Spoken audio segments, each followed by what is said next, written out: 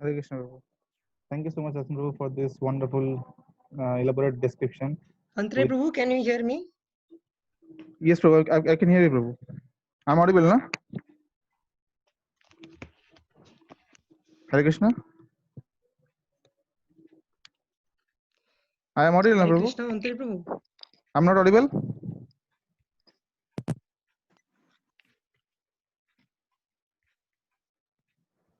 Rasan Prabhu. Antra, you are audible, I think. Okay, so Rasan Prabhu cannot hear me, maybe. Uh,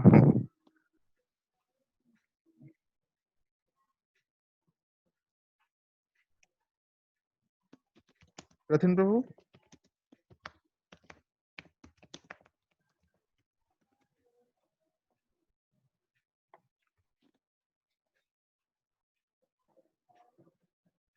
Okay, maybe Ratin Prabhu is not able to hear me.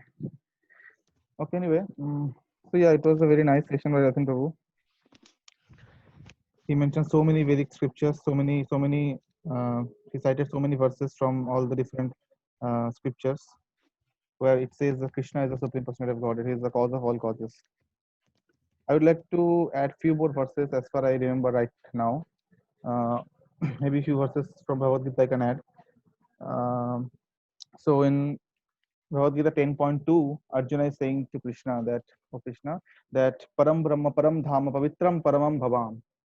So Krishna is being glorified by Arjuna. So Arjuna is saying that, oh Krishna, you are the supreme personality of Godhead. You are the absolute Param Brahma Param Dhama. You are the absolute abode of everyone. You are the ultimate destination of everyone. Pavitram, and you are the most auspicious. So in this verse also you can see the Arjuna is also admitting, like Ratin Prabhu mentioned about Brahma, Shiva, and others who are admitting that Krishna is the supreme personality of Godhead. Arjuna is also admitting similarly. Also, there is a verse in 14.4 Bhagavad Gita where Krishna says that Aham Bija Pradapita. Sarva Yonishu Kaunteya Murtayo Sambhavantiya. Aham Bija Pradapita. Krishna says that. So, Aham Bija Pradapita means Krishna is saying that I am the seed giving father. So today is Father's Day, but we should know that Krishna is the supreme father of all. He is maintaining us. Due to his grace only, we are getting everything. He is the supreme maintainer. Aham Bija Pradapita. Similarly, in Bhagavad Gita 15.7, Krishna says that Mamai Vamsha Jiva Loke Jiva Bhuta Sanatana. So the meaning of the verse is that the living entities, the complete verse is Mamai Vamsha Jiva Loke Jiva Bhuta Sanatana Mana Shashtani Indriyani Prakriti Sthani Kashati. Now Krishna is saying that the living entities in this conditioned world are my eternal fragmental parts. And due to the conditioned life, they are struggling very hard with the six senses, which include the mind. So Krishna is saying that all of us, all the living entities in this entire universe, in this entire creation, all of us are eternal fragments, fragmental parts and parcel of Krishna himself, of the Supreme Lord. Like if I consider Krishna as the ocean, then we are the drops of that ocean. In quality, we are identical with Krishna. We means the spirit soul. So we have already seen that we are not this body with the soul. So Krishna also says that everything, all the living entities are the part and parcel of Krishna. Mami Vamsha Jiva Loke Jiva Bhuta Sanatana. And Krishna also says, why are we suffering? Krishna says that due to conditioned life, they are struggling very hard with six senses, which include the mind. So due to conditioned life, because we have been fallen in this conditioned life, we're thinking that we are the body and we're not the soul. With that, we're thinking. Due to this kind of thought process, we are basically suffering all the miseries.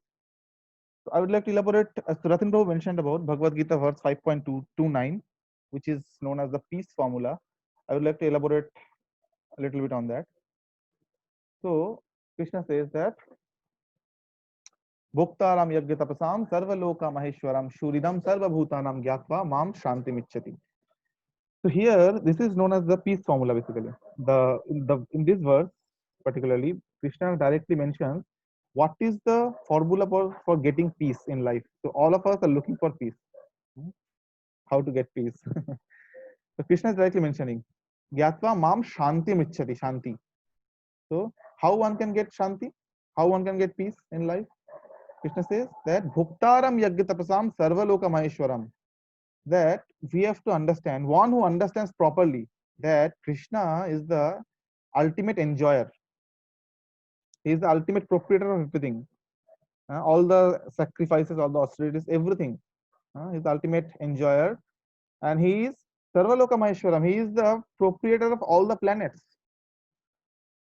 Sarvaloka Maheshwaram. Suridam Sarvabhutanam. And he is, Krishna is Surid or means well-wisher of all the living entities. Sarvabhutanam. Whatever the living entities is there, he is well-wisher of everyone, every single one. Gyatma mam shanti. So one who perfectly knows all these truths, he attains peace. Because he knows Krishna is my maintainer, Krishna is my seed giving father, Krishna is the absolute truth, and I am his eternal constitutional part, and my duty is to serve him. So Jivera Sharupa Hai, Krishna Nityadas. So the position, the constitutional position of every living entity is that he is the eternal servant of Krishna. Krishna Nityadas. We can find in Chaitanya Charitamrita. So basically, this is a very nice point, this verse with the peace formula. So first of all, you have to understand, why do we suffer in this world? What is the root cause of suffering? The root cause of suffering is that we are thinking that we are this body and we are not this soul. We're thinking that we're this body, and that's why whatever is related with this body, we're thinking to be ourselves, to be our own. So we're trying to, so we are searching for happiness, and we're thinking that if we satisfy our body, then maybe we'll be happy. So that's why we're running after money, we're running after name, fame, woman, we're now running after prestige, and so many things, social position, so many things. So we're running after all these things because we're wrongly thinking that maybe all these things can give us peace. All these things can make us happy. But that is bodily conception. That is in the gross level. But soul cannot be happy by that. Even if we get all these things, it is very much temporary, and it is followed by the miseries. So that is the cause of our suffering, and we are trying to enjoy ourselves. We have forgotten who is Krishna, and what is the relationship with all of us. So we have forgotten the main thing, that we cannot enjoy alone because we are not the enjoyer. Krishna is saying Bhuktaram Yagitavasam. He is the supreme enjoyer. Krishna is the supreme enjoyer. We are not the enjoyer. So that's why whenever we try to enjoy ourselves, forgetting Krishna, then we suffer. That is the only cause of suffering. So that's why if we can lead a life which is centered on Krishna, and the only purpose is to satisfy Krishna, satisfy God, then automatically people achieve happiness. You see, if you draw concentric circles, like few circles, all of them having the same center, then there is no clash between the in between all those peripheries or the circumference of the circle. There won't be any clash. But if you draw two different circles with two different center, you will see, if you keep on expanding the circle, there will be a clash. So in our current society also, we can see there are so many clashes, there are so many uh, disturbances, fight is going on in between a family, within the state, with one state and another, with one country with another, and even within family also people are fighting. Why? Because everyone is trying to gratify their own senses. Their center is different, their purpose is different, that's why they are clashing with each other. But if they can make a same center, if they can construct their life based on Krishna, centered around Krishna, only purpose is to satisfy Krishna, then there won't be any clash. Everyone will be happy.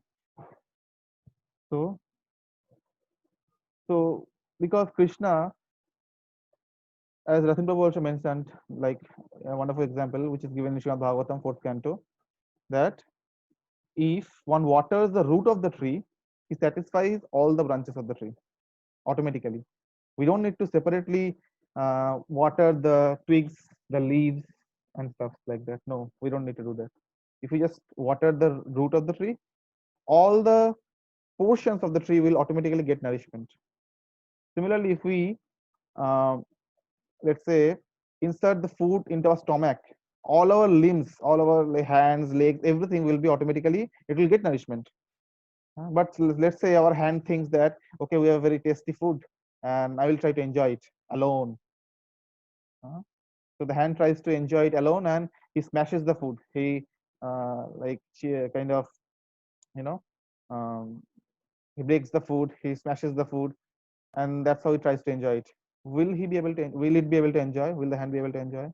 No, unless the food is given to the stomach and the nourishment is spread throughout all the bodily parts, it is not possible to get nourishment. Similarly, if we satisfy Krishna, if we satisfy the supreme personality of Godhead, who is the cause of all causes, who is the maintainer of everyone, then everyone will be satisfied automatically. Yashmin tushte jagat tushtam. If Krishna is satisfied, everyone else is satisfied. There are so many instances in the literature, in the scriptures also we can find. So that's why we have to understand it very clearly that Krishna is the supreme personality of God. It doesn't also mention clearly how the demigods and the what is the difference between the demigods and the gods. So first of all, we have to make it very clear that who is God. So God is one. God cannot be twice. God is God. He is one. In Vedic scriptures, he is termed as Krishna. In in Islamic, they call Allah. Christians call Christ. But ultimately they are one. These are different names of God. But God is one. God cannot be two. We call it Krishna. We call him Krishna. The Islam, the Mohammedan, they call Allah. The Christians, they call Christ. But ultimately, someone called Jehovah. Ultimately, everyone is same. These are different names of God. But God is God. And the difference between God and demigod is the demigods are the order suppliers. Like Ratin also mentioned clearly that let's say we have a multinational company, then there is a boss and there are different workers who are situated in different departments doing some particular job, executing some particular job. They have their duties. Similarly, the demigods we see, I mean, those who are not knowledgeable about all these facts, they worship several demigods. Let's say Kali, Durga, then Indra, Vayu, Chandra. All these demigods they worship. Shiva, Brahma, they worship. But they are demigods. They are the order suppliers of Lord himself. Lord is one, is Krishna. So this is a very important class today. I mean, important point to understand this point very clearly, because everything is based on, I mean, the Vedic scriptures, the entire Vedic scriptures, it is the knowledge given by Krishna only. So Krishna imparted the knowledge to Brahma, and then Brahma imparted it to Narad Muni. Narad Muni imparted it to Vyasdev, and Vyasdev ultimately compiled all the Vedic literature. So ultimately, everything is coming from Krishna. So yeah, I'd like to say only this thing. If any